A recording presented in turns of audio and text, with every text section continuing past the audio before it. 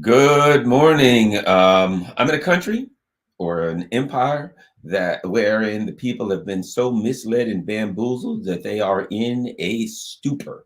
Let's talk.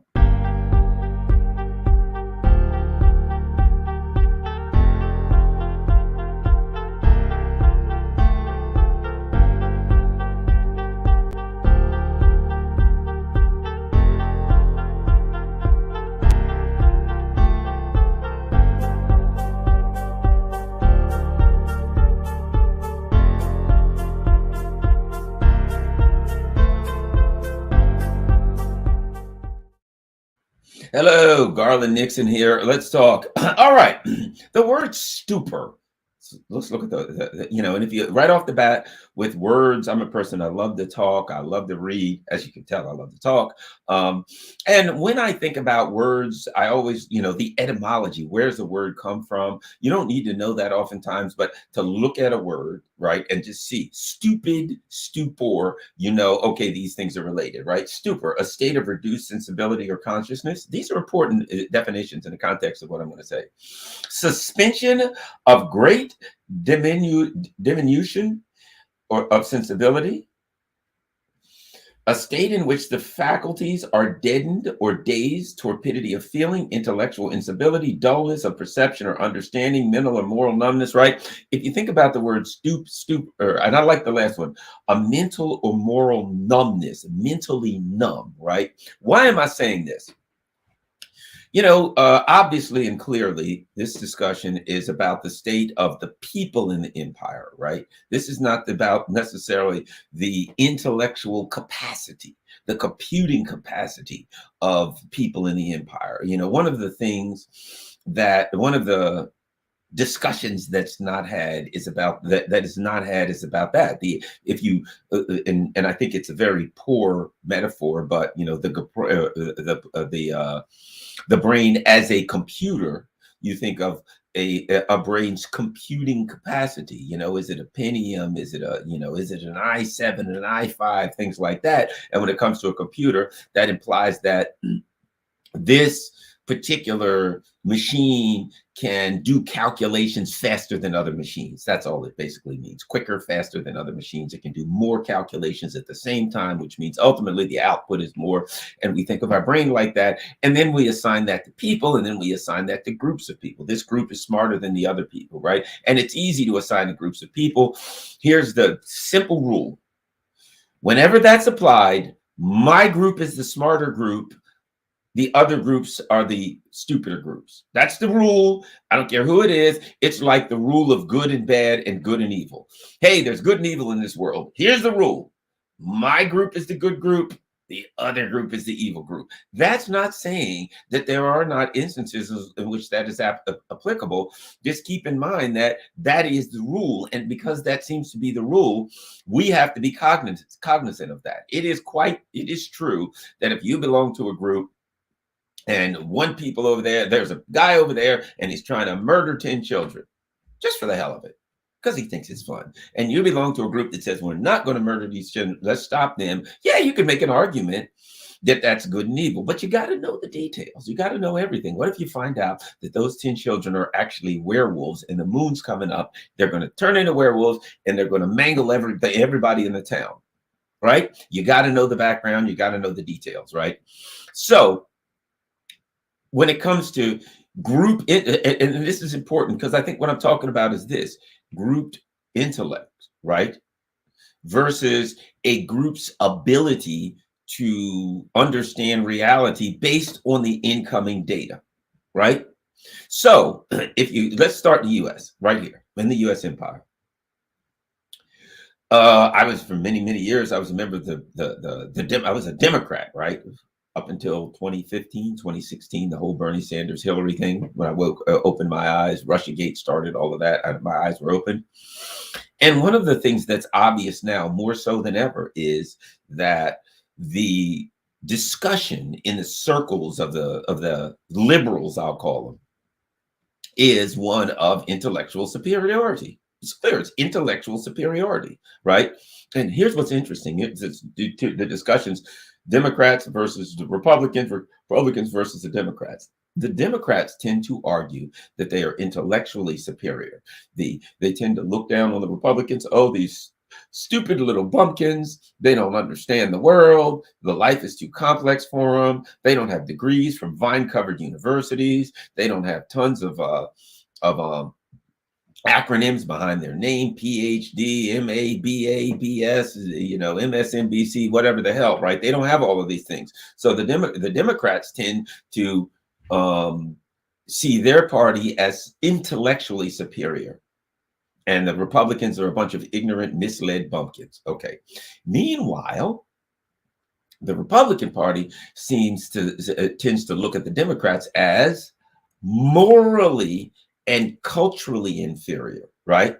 Well, their morals are bad. Their culture is one of terrible, stupid stuff. Why? Of laziness. Our culture is one of hard work, right? So one of them is our culture is one of our party, our group is one of intellectual superior computing capacity, so much so that we understand the world better. And those poor people are bumpkins. And the Republicans say we are hard workers, we're Christian, or we're more well. And Republicans in the U.S. is definitely we're Christian. We're the party of Christianity. We're the party of hard work. We're the party of understanding,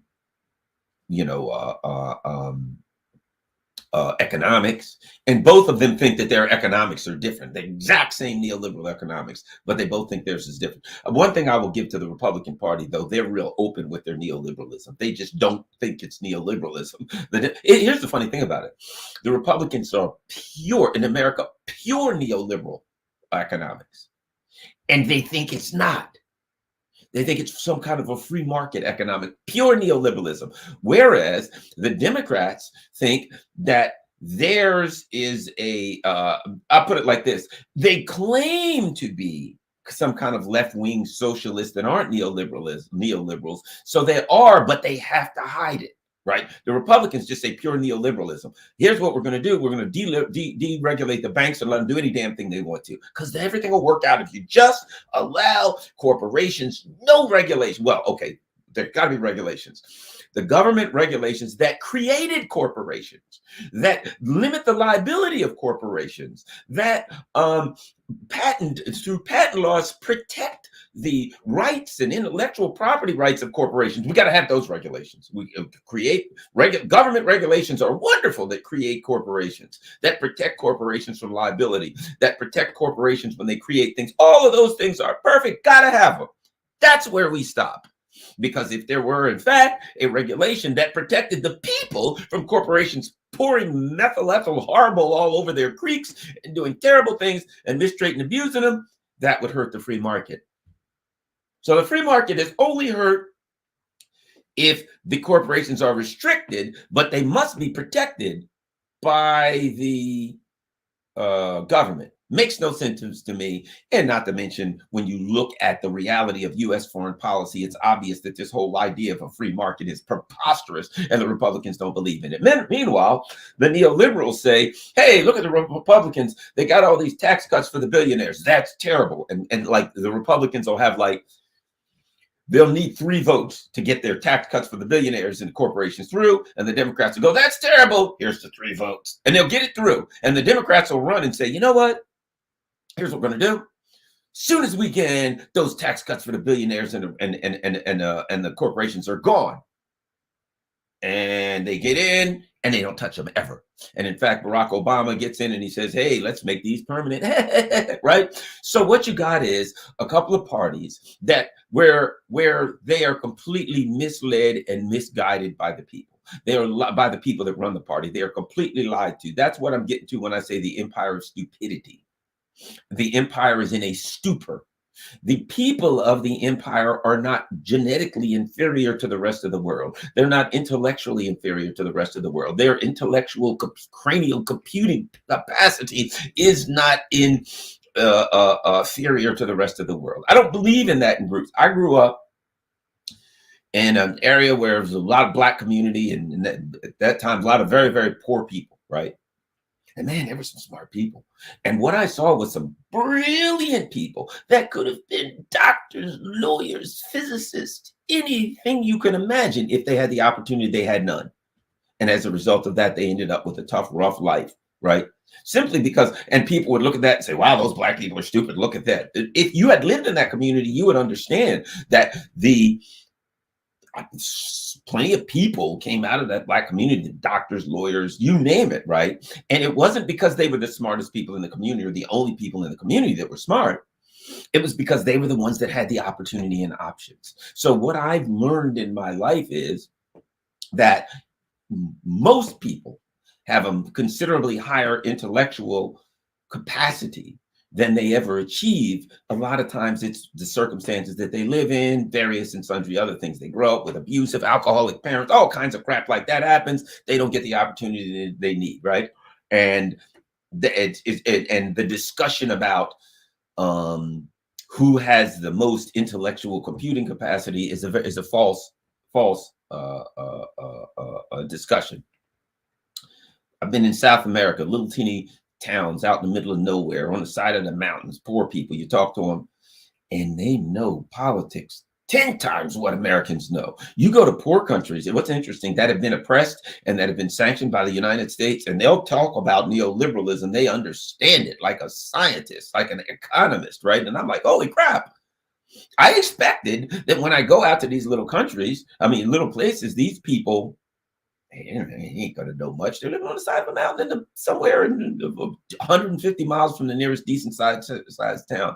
And I go out there and there's people speaking English. And I'm like, man, you go out to some little podunk town in the middle of nowhere in the United States, ain't nobody there speaking two languages. Most of them ain't all that great with English, right?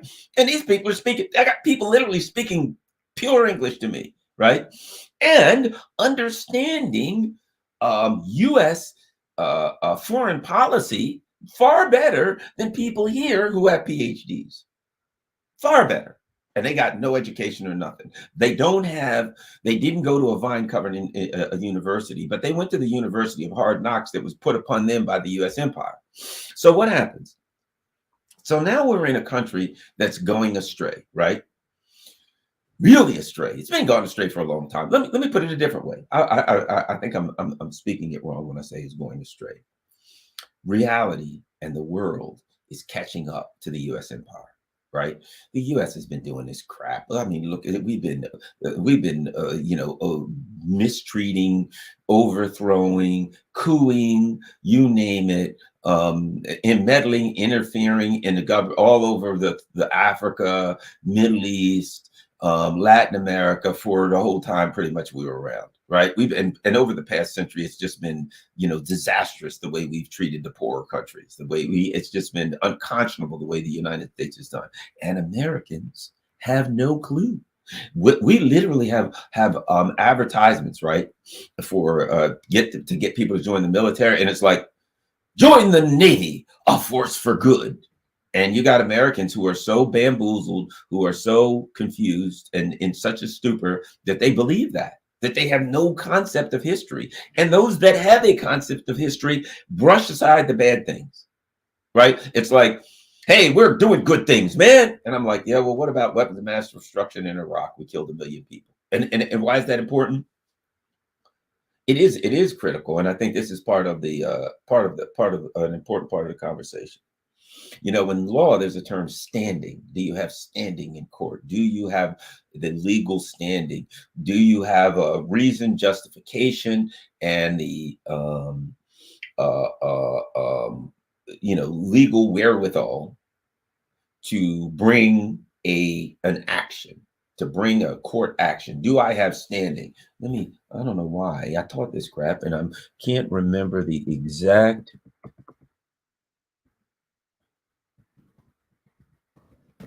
and it's important definition of legal standing. Okay, so basically a person has to, if you're bringing a legal action, if you're seeking a legal remedy, right, you have to have sufficient connection to and harm from the law or action, right? So you got to have some connection to this thing. You got to have some You got to show connection to what happened. You got to show harm from it or action challenge to support the party's participation. So you got to be able to participate in the case. Do you have standing to do this? Do you have some connection to this? What have you, right? If I want to, oftentimes, if you want, for instance, as an example, let's say you say, I want to buy $1 million insurance policy on Garland. Insurance companies will do something similar to standing, right? It's actually the same thing. They'll say, okay, you want to buy, for all I know, like you're just a random person. Hey, I watch Garland's on YouTube. I'm going to buy $1 million policy on him. Well, you can't do that. Why? You don't really have standing. Now, if you say, I'm Garland's wife, I'm Garland's son, I'm Garland's brother, and I take care of Garland, I live with Garland, right? I'm Garland's stepfather. You have to have some connection to this person to show that if they die, you would be harmed in some way or form that you need to mitigate with this insurance policy in order to buy one. They just won't sell anybody insurance policy on anybody. You have to basically show some standing to get that insurance policy, right? Well, otherwise, if you hated somebody, you just go buy an insurance policy on them and kill them. If you know they're going to do something stupid and they may be eaten by, hey, what are you going to do? I'm going to go swimming with the gators. Hold on. Let me call Mutual of Omaha. Or you could do that. Hey, let me take an insurance policy out on some guy I never met. And then I'll give him a free trip to go swimming with the great white sharks. And then I'll mess up the cage so it opens and they get eaten, right? Okay, that's standing. So why is that an important issue when it comes to this particular conversation? Because what Americans never think about is this. What is our standing when it comes to world affairs? When the government says to you, I had somebody talk to me about North Korea. This guy literally said this. We're talking. He says, yeah, and North Korea, I don't understand. They're just doing whatever they want to do. And I'm like, what does that have to do with us? Well, they got nuclear weapons. I'm like, so do we. What? The implication was that Biden is allowing North Korea to do anything they want to do. That for some reason, Biden should be restricting North Korea. Now, I'm not saying he's not doing all the terrible things with North Korea, but my point is the conversation with this person was one of imperialism. Was one that said, basically, North Korea is doing things. He wasn't 100% sure what they were, other than possessing nuclear weapons, and that the leader of the United States, the president of the United States, should somehow act to mitigate the danger of North Korea poses to the world, right? To which I pushed back and said, well, wait a minute. First of all, who appointed the United States the leader of the world, that we have to be in control of everything and that we have a right to? And he's like, well, if we don't, who will? And I said, that ain't an answer. That's not an answer. I can't say, you know what, I'm going to come to your house and tell you what to do in your house. And if you say it's my house, you can't tell me. Well, if I don't tell you, who will? Nobody. It's nobody's business but mine. And if I have an issue on the international stage, then I need to act as an international player. See, it is a matter of this. Americans have been fed a steady diet of imperialism. Americans have been fed a steady diet that we are the leaders in the world, and more importantly, that we're acting in the best interest of everyone. That we are protecting. North Korea may do bad things, and we have to protect the world from North Korea. And I asked him, how big is North Korea? How many people do they have?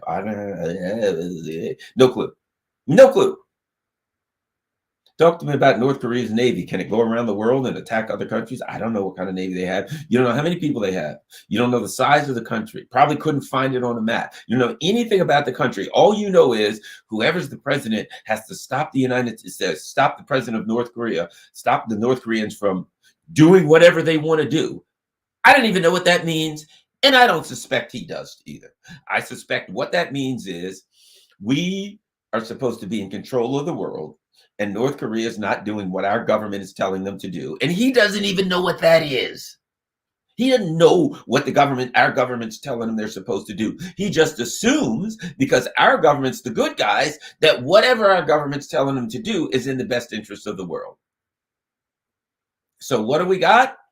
We got Joe Biden, a guy who I refer to, Anthony Blinken always talks about the rules-based international order. With Biden, I call it the Drools-based international order. He's wandering around drooling. He don't even know what the hell's going on, which means he ain't in charge. But he was never in charge. And if you look at what happened with Trump, neither was he, and neither was Biden, and neither was Bush. What was in charge? An ideology. There's what's happening here. There is an ideology. Why does this thing, why is Victoria Nuland and these neocons, why are they in the Trump administration? Victoria Nuland, think about this. She was the assistant to Dick Cheney. Then Hillary Clinton comes in with Obama. She said she didn't have to leave. She's there. Trump comes in, tosses her, brings in John Bolton. So he kept her, really, in reality. Biden comes in, Victoria Nuland's back. Why is that? What is the common thread? The common thread is an ideology. The common thread is an ideology of greed, of imperialism, an ideology that says the United States, which is 4% of the world, has a right to order the other 96% around. And Americans have been so put in such a stupor and in such ignorance that they don't even stop to evaluate this, that they don't even stop to ask, do we have a right to do that? Are we a force for good? Does our history support the argument that join the Navy, it's a force for good? Does our history support that? Well, you and I know that it doesn't support that. That's why I'm calling this the empire of stupidity, not intellectual inferiority, stupor, stupidity in a state of confusion, in a state of ignorance.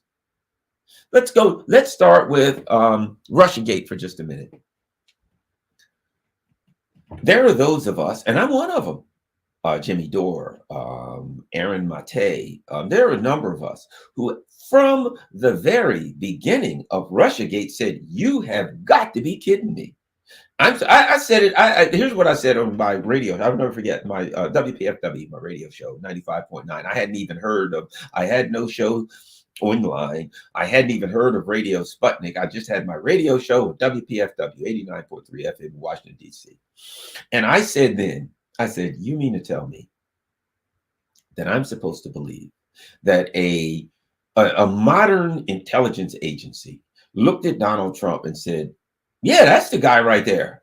That's the guy. We're going to use him. We're going to go through him to take over the United States. I said, I'm just not that stupid enough to believe that.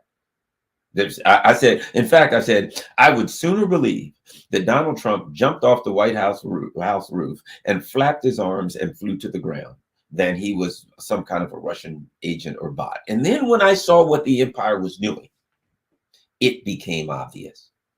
It was, if you remember, Bernie Sanders was running. And what did the empire come out and say? What did the U.S. media come out and say? Well, we think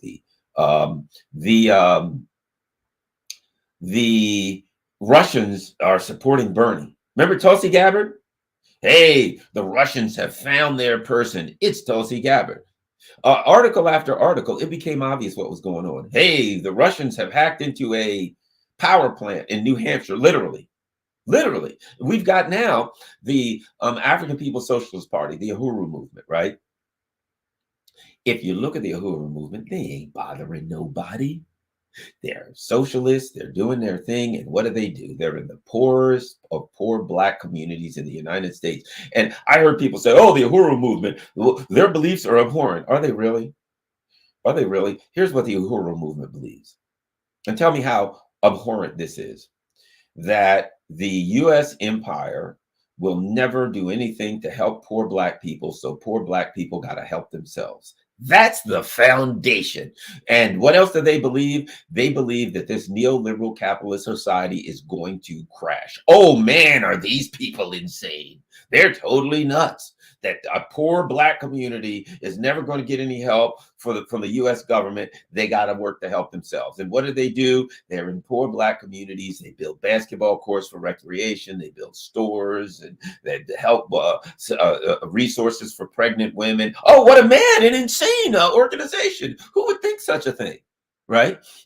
Constitutionally, their rights are protected. If you listen to what people say, they're crazy, and you listen to what they say and you're like, They ain't crazy. There's nothing irrational about the Uhuru movement. Been around for 50 years doing the stuff that they do. And what do they say? They've been around for 50 years doing stuff. And all of a sudden the government comes up and says, well, you know, they ran somebody for city council and in St. Petersburg, and the person got like 1.7% of the vote.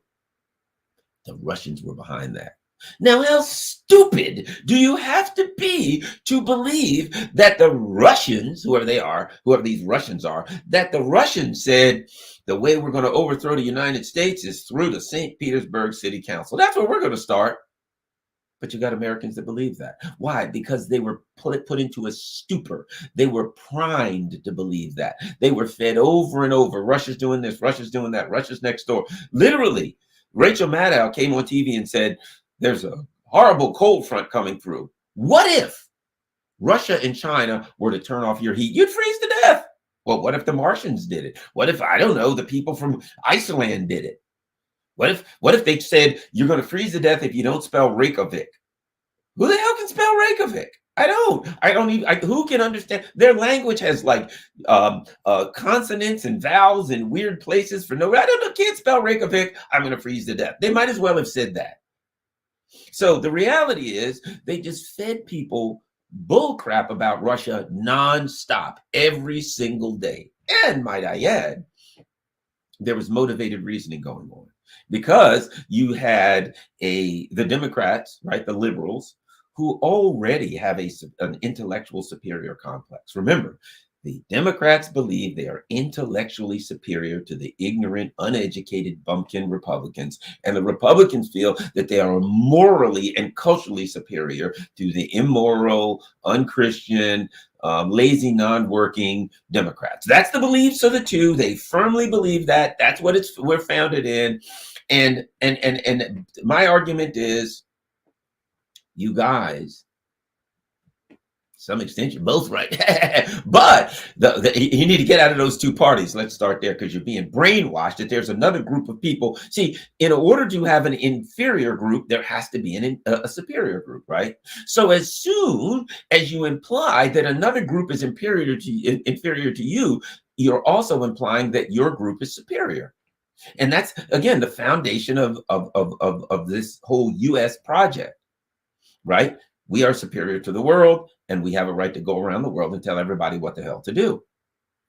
So what you have is you got Biden and his people. Now, the setup was 2016 to 2020. The setup was all throughout the Trump thing. Trump is a Russian agent. And then they went to Iran. Iran, they're trying to interfere with our elections. China's trying to interfere with our elections. Then the Republicans came out. Hey, Venezuela's trying to interfere with our elections on behalf of Joe Biden. China's working on behalf of Biden. What happened was this. The stupidity can be contagious. It really can. Stupidity can be very, very contagious. Kind of like Omicron, only it doesn't give you the sniffles. So when the Democrats got convinced that Russia was working to meddle with our elections, right? That was a certain level of stupidity. And here's the Republicans looking for a way to push back. And it wasn't doing them much good to just say that's ridiculous. So what do the Republicans do? They've already gotten put by the people in power in this mindset of blaming the other, right? This mindset that says, do not evaluate your country, do not evaluate your culture, do not evaluate your the belief system and the unexamined beliefs that are the foundation of your political ideology. Don't examine those. Nope, it's not important. The problems in the United States could not possibly be as a result of the decisions that we're making and the things that we believe and the directions that we have chosen. Couldn't be that. It has to be somebody on the outside. It is a complete refusal to accept reality that put us in a deeper stupor. See, part of the stupor that we were placed in was being lied to, being misled, hoodwinked, and bamboozled by our leaders. Just constantly feeding us stuff. Hey, the Russians are stealing your dog food. I think my dog ate it. No, your dog didn't eat that food. The bowl is empty because the Russians emptied it, right? So that's part of it. Feeding us the most ridiculous and preposterous arguments for our problems, right? It was the Russians. It was whatever, right? So, okay, they make us stupider by telling us stupid things. And this is important. And what happens is this. If I just walked up to somebody and said, you know, the Russians stole the food out of your the dog food out of your bowl, you'd say, you idiot.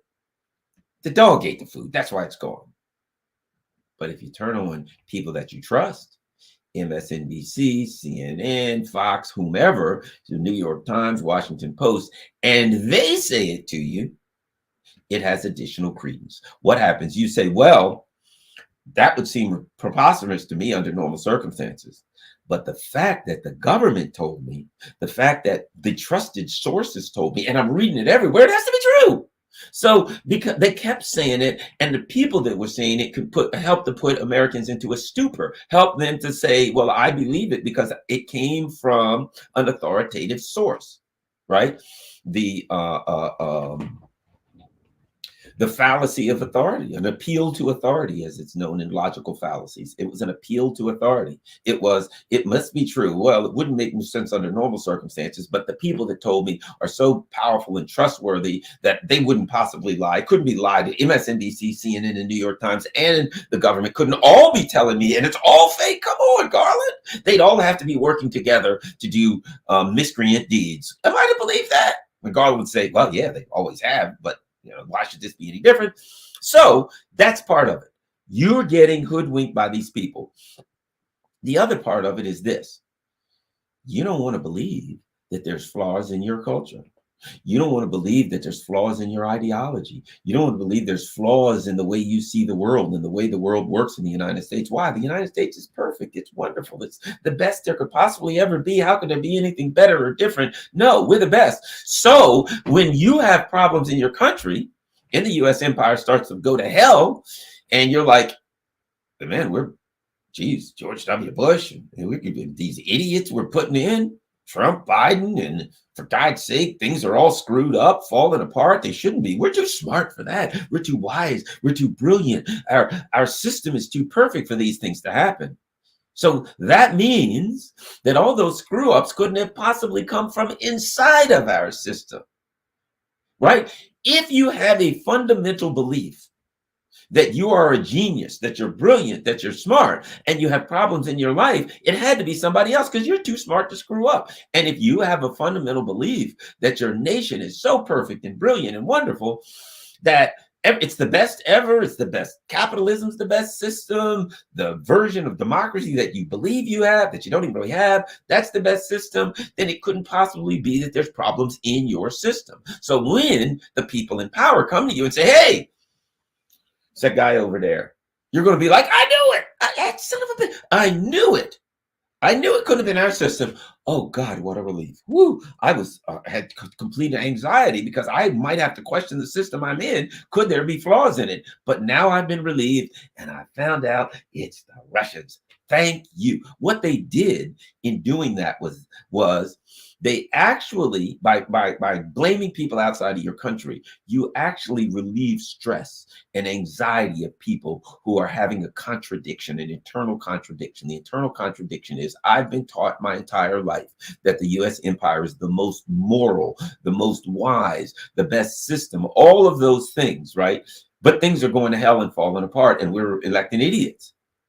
Those two things contradict each other. They don't go together.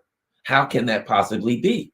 And now your brain's like, smoke's coming out of your ears, but we're the best system, but we're electing idiots. And we don't know, things are falling apart. This doesn't make sense. And somebody comes along with an answer. It ain't us. You sure? Nah, it's the Russians. You're like, oh, thank God. Whoo! And then what happens? Then Biden gets elected, and there is the same quandary for the conservatives. Oh my God, our system's the best, everything's the best, but we just elected Biden. Nah, we don't elect him. Venezuela, China, or whoever. Who do you dislike? Well, I don't like Cuba. Cuba, then. Good enough. Cuba helped him. Venezuela helped him. And China helped him. And conservatives are like, thank God, because if somebody didn't help him, I was going to have to question this system. And I can't do that, for God's sake. Look, I got flags all over the place and things like "Don't tread on me" signs everywhere, stuck all over my forehead. For God's sake, I cannot question this system. They ain't going to do that. So thank God it's the Venezuelans and the Chinese. So now what do you have? You have two bands of idiots. You've got one that says Trump didn't win. It was the Russians that helped him. And that's, of course, completely fallen apart, but that ain't going to stop him. Any belief that is not founded in reason and logic will not be swayed by it. So there ain't nothing you can do to convince someone, despite all of the glaring and overwhelming evidence, that Donald Trump, that it was a nothing but a deep state and a Hillary Clinton operation to claim that Donald Trump worked for the Russians. I don't care how much evidence you got.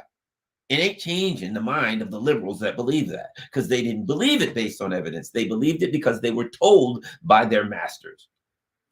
Same with the conservatives. I don't care what you tell them. It ain't going to matter. Venezuela or China or Cuba, whoever they hate. You ever notice this? The people that perpetrated a crime against you, and this is, you might want to think about this if you believe that poppycock and malarkey. The people in charge are already always smart enough to know this. They need a good patsy. If I want you to believe that you were done dirty, if I do you dirty and I want you to believe that you were done dirty, I got to have a convincing scapegoat. So what am I going to say to the liberals? Hey, you were Trump. You hate Trump, don't you? Yeah, he was put in by somebody else. And you're like, who? And the deep state's like, who do you hate the most? Oh, well, you don't like the Russians. Well, what a coincidence. It's the Russians. And we happen to get rich off you hating the Russians. It was the Russians. All right, conservatives. Biden won. Yes, he did. How terrible. Oh, man, that's bad, isn't it? Oh, that's rough. It wasn't America that did that. Really? Thank God, because I was really starting to worry that maybe Biden won. No, couldn't have been. Well, who was it?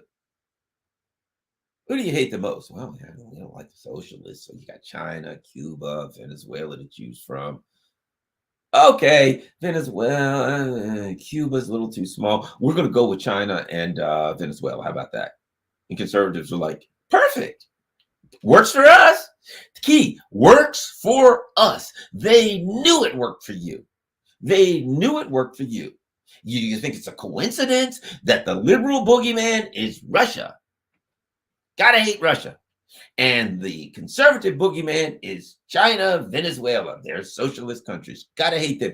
Do you think that's a coincidence? Isn't it interesting that they have a unique boogeyman depending upon your party and ideology? Why? Because you're being snookered. And there are people like us, people like me, and the people in this chat that shake our heads when we look at these people and say, you got to be freaking kidding me. How stupid can you be? And what do we have? See, what do we have? We have the empire of stupidity. We have an entire nation, not all. There's a lot of us that are just shaking our head at these idiots, but you've got a nation that's in a stupor. They don't know what the hell's going on. And you got people like us looking at them. You might even have some people in the chat. Every now and then I get some people in the chat. Well, Garland, you got to understand, it really is the Chinese. Yeah. And then all I need is some liberal to come on. Oh, Garland, you got to understand, it really is the Russians. And you know what my answer is? The prosecution rests. It just rests, right? Everything you want is right there. You want a boogeyman that is tailored for your ideology, tailored perfectly for your ideology. Man, they're so good at that. They just look at you and see who you hate and they hand you that boogeyman. And meanwhile, the country continues to collapse, right? It continues to collapse. It continues to fall apart. And you look at it and you say, well, clearly it's Joe Biden's fault. Oh, I can't wait. Why? In another year and a half, Donald Trump will be in and we'll be saved then. And you just keep ping-ponging back and forth. And you know what you're going to do? Say then, and then the Republicans will be in and we'll be saved. They'll be blowing trumpets. They'll be released and then we'll be saved. They're every bit as neoliberal and lying bastards as the Democrats. Look, McCarthy comes in. What's he say? There's not going to be a blank check for Ukraine when I come in. Oh, really? He gets in. Hey, what about Ukraine? Ah, well, we got to keep supporting them. Get out of here with that. I thought you said there wasn't going to be a blank check. No, there'll be a check and it won't have anything written on it. But we're not going to call it a blank check. We'll just call it a check that needs to be filled out. Yeah, that's the ticket. Yeah. And Republicans are like, yay, we're great. We're going to save the world. You're being snookered. He might as well be Joe Biden. What difference does it make if he's drooling or he's not drooling? He's working for the same people. He's getting paid by the same people. He's getting financed by the same people. And he's pushing the same neoliberal, neoconservative ideology. He is the same. You know what it is? You're in a restaurant, my friends. The policies are cooked in the same kitchen. You guys just got to choose your waiter. Which waiter do you want? You want the waiter in blue or the waiter in red? That waiter can only serve you what's cooked in that kitchen. They can't serve you something else. Hey, I want a cheeseburger. Go back to the kitchen and come back. We're out of cheeseburgers. But I want a cheeseburger. You can't get one of that. All right, I want a different waiter. Send me the blue waiter. Blue waiter comes over, and the blue waiter's, has blue hair now and is non-binary and all that kind of crap, and comes over and you say, okay, non-binary blue-haired waiter, I want a cheeseburger. And a non-binary says, well, I thought the guy over there in the business suit just told you we're out of. Yeah, but that was different. I had a different waiter then. Yeah, but it all comes from the same kitchen. We have the same ingredients, and we're out of hamburger, dude. They're out of hamburger, my friend. And you're on the menu. You're on the menu. So what happens is, so we are told, right? We are given preposterous scenarios that are tailored towards our particular groups to mislead us in what some people refer to as psychological operations. God knows, I can't even say it. Psychological operations, or psyops, right? They're tailored perfectly for us. And then we go one further. Now that they have told us all of these ridiculous and preposterous things and we believe them, we are now in the stupor. We are now in a mindset to accept absurd and ridiculous things. We have been conditioned now so that when they give us the next one, we'll believe that. So they give us the first stupid thing. Hey, Trump worked for Russia. We're like, hey, that makes sense because I hate Trump. Not that it makes sense. It's that I really hate Trump. Then it's, hey, Biden worked for China. And I'm like, well, that's a strange coincidence. When Trump was in, he worked for Russia, and that's who the Democrats hate. And now Trump's in, and he works for China, and that's who the Republicans hate. But, oh, well, I'm a Republican, so it works for me. That's the way they think. That's why I ain't a member of either one of these parties, because it's madness. But what you have now, you see, here's the problem that the empire has. They now have a country full of idiots. They now are by their own making, just in the same way that when I went to Venezuela and I went all over the country and I'm talking to these people and all out, and they were very, very wise and knowledgeable. There is a foundation for Venezuela to build on, right? And I said, well, gee, these people sure know their stuff. And what I was told was, well, that was part of Chavez's movement, is to really teach the people history, to make them really understand what was going on. They literally, the government thought, oh, boy, what an evil, terrible government, was, I want the people to know more. I want the people to know what the hell's going on. And I went there, and there it was. I'm talking to them. They understood stuff far better than idiotistan here, right? And you come home, and you got all these people who believe preposterous, absurd things. And they are now prepped and stoked for more preposterous and absurd things. So when the U.S. comes home and tells them something about Syria, whoever the hell, whatever country, Taiwan, they're all ready to believe it. They're not going to question it because they've already been prepped to be stupid.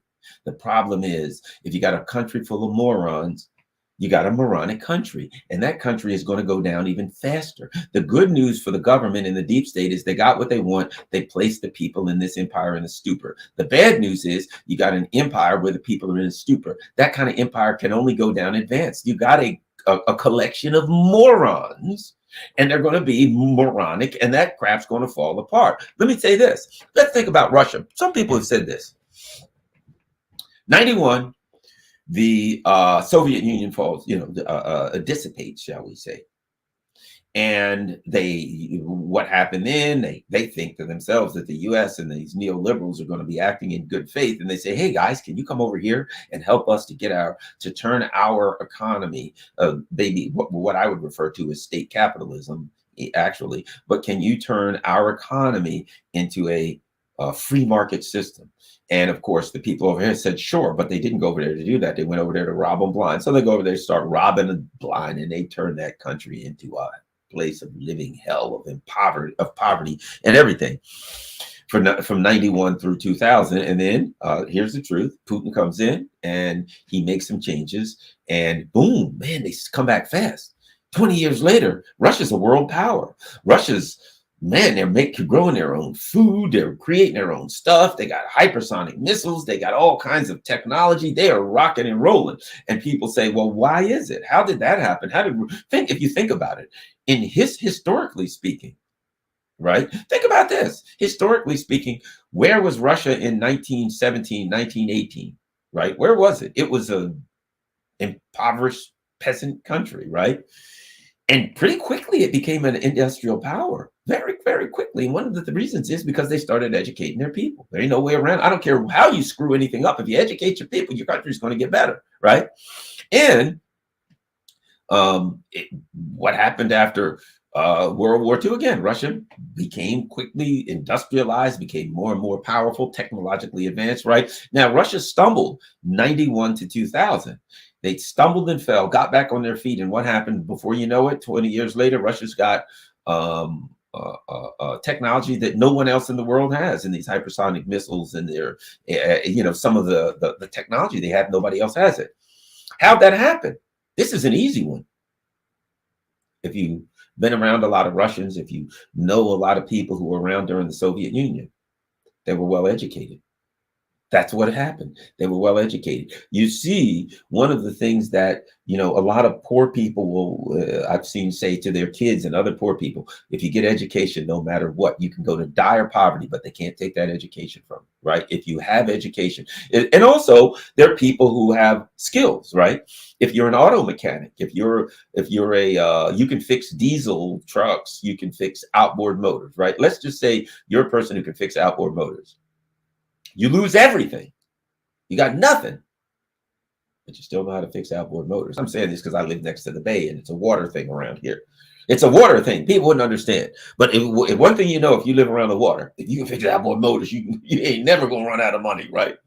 And or diesel engines, the people who work in any kind of, whatever, they know these. You can fix diesel engines. You ain't running out of work, right?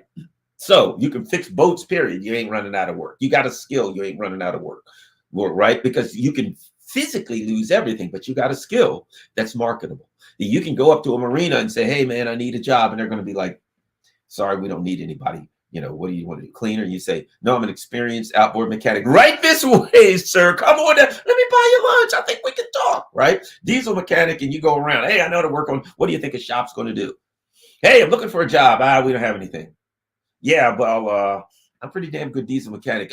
Sir, well, let's not be so hasty with you leaving. Come in this way, we can talk. They got business. They need people. Right now, they need drivers. They need professional drivers in America, right? Here's my point. If you got skills, you got a job.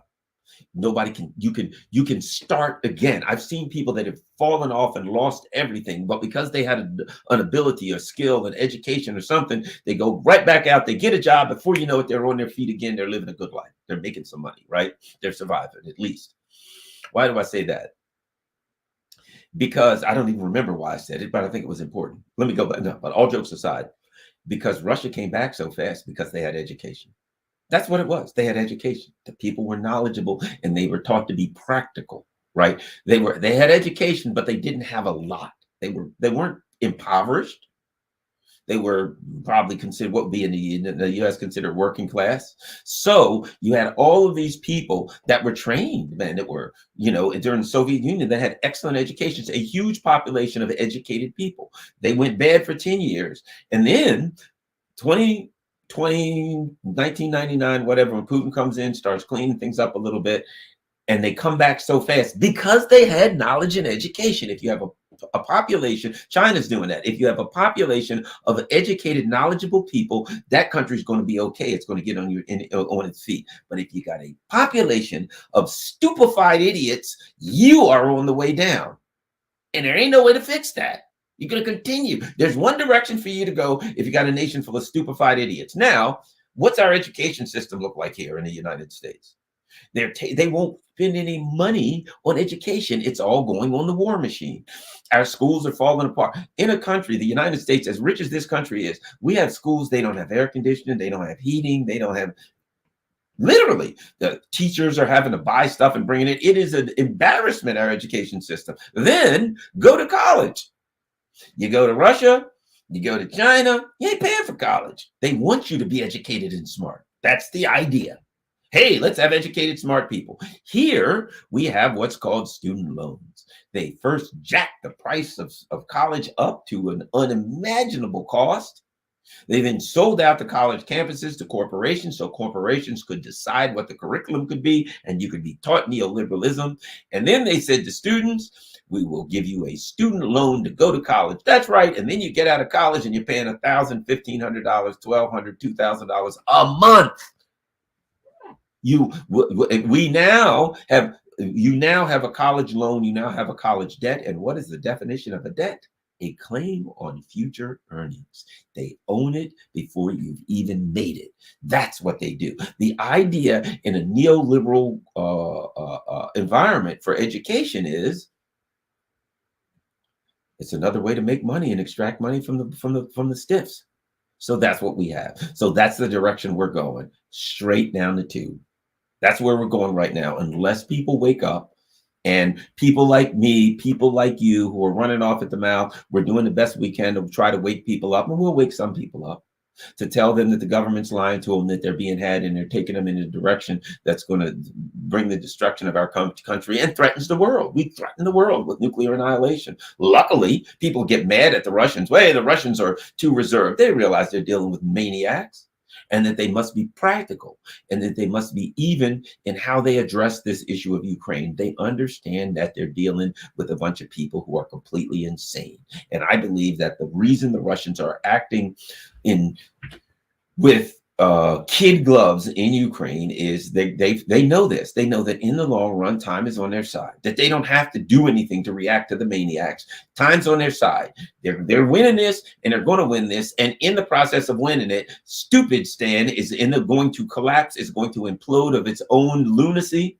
And therefore, they don't have to do anything to make that happen. All they got to do is get out of the way and do their thing, and it'll happen of its own. It's kind of a Zen kind of thing. You know what I mean? Don't try to make life happen. Get out of the way and allow life to happen, and it'll work out in your best benefit. It'll work out in your benefit. All right, guys. I'd like to talk more, but I'm sure you've heard enough. And you understand my concept of the empire of stupidity. Joe Biden and the Drools-based order, that the bottom line is this: they have made Americans stupider, put them into a stupor. I'm not going to, maybe I shouldn't use the word more stupid, whatever. Maybe I shouldn't use that because it implies intellectual capacity. And what I mean is people have been conditioned to accept preposterous ideas, accept ridiculous and absurd claims. And because of that, they're in a mindset that's ridiculous and absurd. And because they've been conditioned to believe that the United States is superior in all ways, and since it is, they cannot accept that our problems would come from the internal machinations of the ruling elite. Instead, they got to blame it on the Russians, the Chinese, the Venezuelans, the Nicaraguans, blah, blah, blah. Meanwhile, while we're flopping around like flounders trying to figure out what the hell's going on, these other countries are coming together. They're building new economic systems. They're building another world order that don't include us, because I guess we're just too stupid, and they don't want lunatics and idiots and propagandized puppets for neoliberalism to be part of their system. They can't really afford that. All right. Well, thanks a lot, guys. Gotta run. Chicken Patty and Kinky and everybody. Camilla V, thanks a lot, you all. I love that Stupor Man and Stupor Woman. All right, guys and girls and everybody. Last but not least, let me say this: if you can afford it, patreon.com/Carla Nixon. You understand how Patreon works. Buy me a coffee is great. You can do it just like Patreon and do a monthly thing, or you can just buy me a coffee. It's like $5 is a coffee. That's the way it works. And you can say, I will buy Garland 3 coffees, and that's $15. So you can go to buymeacoffee.com, boom, and it's very easy to do. I certainly appreciate that. Anybody that can do it. Or you can say, I want to buy Garland a monthly coffee for $5 every month. $5 will come out. That's certainly appreciate if you can do that. Don't forget, my Cash App stuff is there. Follow me online everywhere. And rockfin.com/Garland Nixon. That is my alternative media option. And it's great.